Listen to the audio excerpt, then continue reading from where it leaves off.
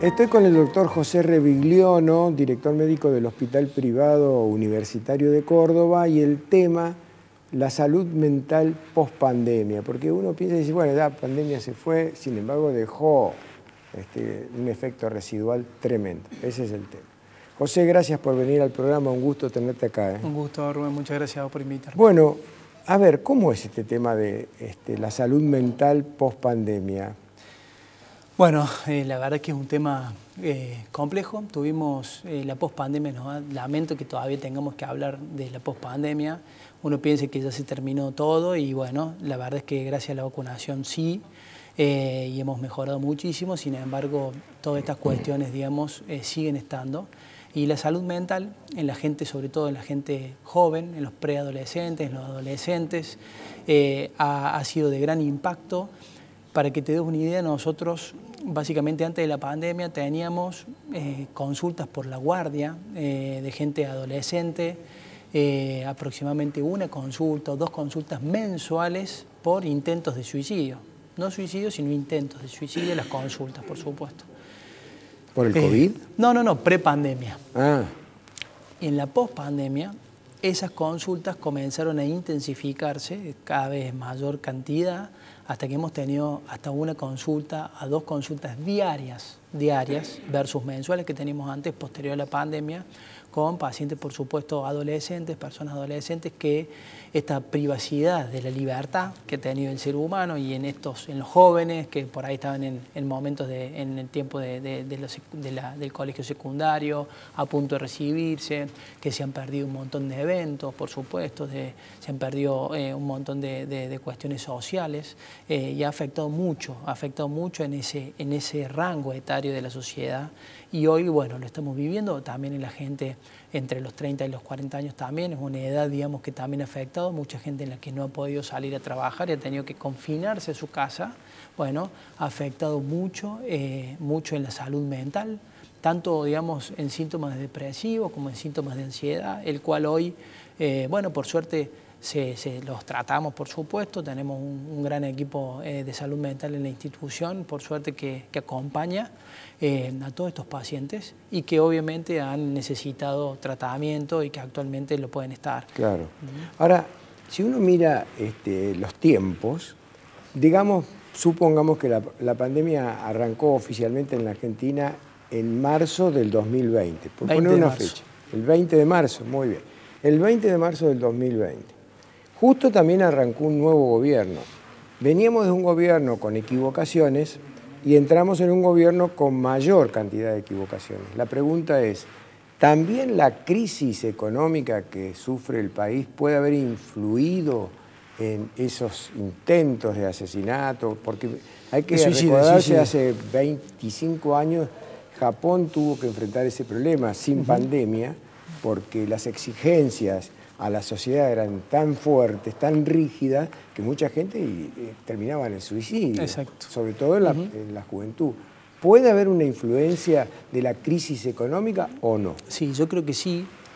A ver, estos intentos de suicidios son multifactoriales. No es el COVID el causante, digamos. El COVID es una de las cosas que ha causado que, debido al confinamiento, a la falta de libertad de las personas, a la dificultad de sociabilizar, de no tener los eventos, al no poder también ir al trabajo, al no poder ir a estudiar.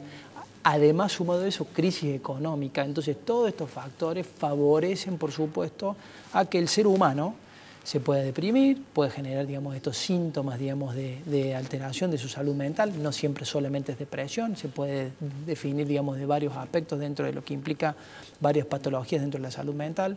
Pero lo importante, Rubén, que quiero yo que la gente sepa, que esto no es irreversible, ¿tá? Es todo reversible, o sea, es pausible de ser tratado siempre y cuando, digamos, esté la consulta de la salud mental, sigue el seguimiento, digamos, de la persona que sufre, digamos, alguna de estas enfermedades. Mucha gente también no se da cuenta que está inmersa, digamos, en esta situación. ¿Pero por qué? Porque está como desganada.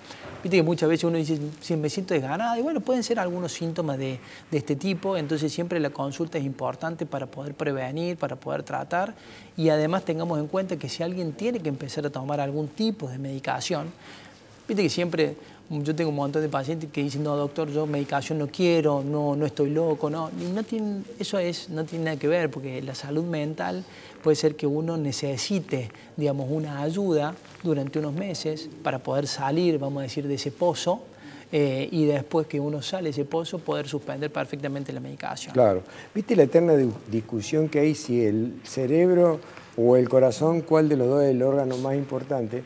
Pero últimamente, por suerte, en los diarios, sobre todo La Nación, yo leo muchos temas de salud y aparecen formas de cuidar el cerebro, de tonificarlo, de mejorarlo, de protegerlo, y se basan en los alimentos. Dice, estos son los alimentos que mejor ayudan al estado cognitivo. ¿Cuáles serían tus ideas para que la gente diga, ah, bueno, voy a seguir el consejo del doctor Revigliano, voy a comer esto y voy a comer esto y no voy a probar más esto que me hace daño? ¿Cuáles serían tus consejos para eso? Yo lo voy a hacer simple en esto, porque además la gente que nos escucha necesita la simpleza. Como cualquier otro órgano, lo importante es que uno lo haga funcionar. Yo siempre lo comparo con la bisagra de una puerta. Una puerta que no se abre, la bisagra que pasa empieza a hacer ruido, ¿tá? Y necesitamos ponerle W40, el aceitito. Ahora te paso la factura por la publicidad. Por la publicidad, para que no haga ruido. El cerebro pasa exactamente lo mismo, lo tenemos que hacer funcionar. Por supuesto que para que funcione necesitamos una buena alimentación, actividad física, no el sedentarismo, manejar siempre los 4 ambientes de los que hablamos, que es el ambiente laboral, estar conformes, contentos en el ambiente laboral, ambiente social de la misma manera, con buenos amigos, buena gente que a uno nos haga sonreír y no sean siempre problemas, el ambiente espiritual y el ambiente también familiar, que es fundamental. Manejando todas estas cuestiones, el cerebro lo tenemos que hacer trabajar. Hoy la tecnología nos lleva a cada vez a hacer trabajar menos también el cerebro, porque uno muchas veces, antes nos dirigíamos a algún lugar y nos veíamos cómo tenemos que hacer, a qué calle teníamos que ir. Hoy ponemos GPS y nos manda y seguimos una liñita. Entonces muchas de esas cosas, como ejemplo te lo doy, son las que generan que nuestro cerebro no trabaje.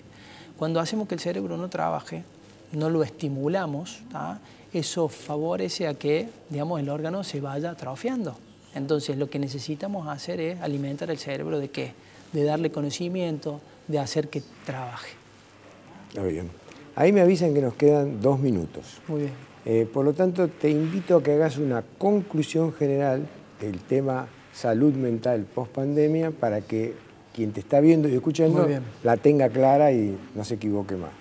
Bueno, lo primero que nada, digamos, es decirle justamente a la gente que ante cualquier signo, síntoma de su propia persona o de algún familiar, que vean que esto, que puede estar desganado, que puede estar, digamos, anímicamente, digamos, inestable, o que ya ven que están con ganas, pocas ganas de hacer cosas, que no tengan miedo de consultar con algún psicólogo, algún psiquiatra, que son el equipo de salud mental, que para eso están preparados. Hoy, sobre todo en los adolescentes o preadolescentes, nosotros en el hospital tiene un programa de preadolescencia y adolescencia, el cual manejamos todas estas cosas muy de manera en equipo, multifactorial, y eso es importante. Y que digo eso, digamos, básicamente que no tengan miedo. Mucha gente es miedosa a esto de consultar, no estoy, sí estoy, y es todo reversible. Y es importante consultar a tiempo para que, vamos a decirlo en criollo, la muela no siga doliendo y después lleguemos, digamos, muy tarde. Bueno, está redondeado. Gracias, José, un gusto tenerte acá como siempre. Muchas gracias, Rubén, a vos por invitarme. Hasta el próximo encuentro.